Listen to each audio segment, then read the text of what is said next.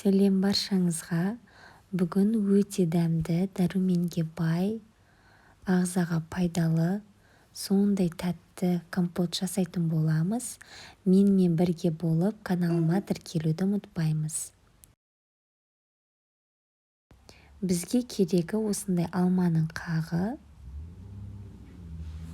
Өте тәтті алма екен, баудың алмасы. Осыны жақсылап жуып аламыз.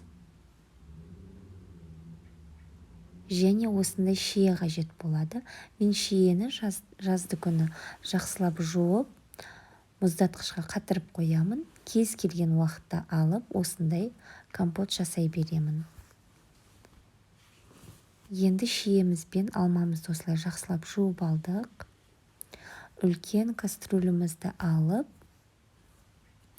екеуінде бірге саламыз.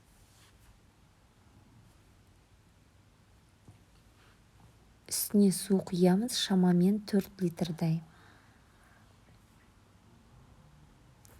Су құйып, қайнатып аламыз.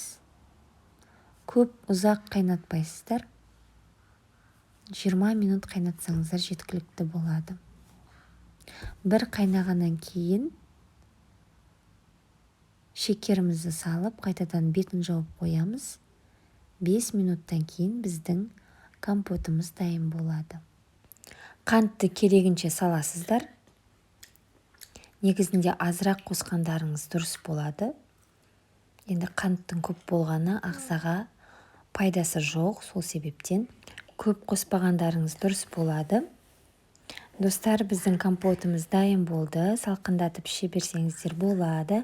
Міндетті түрде жасап көріңіздер.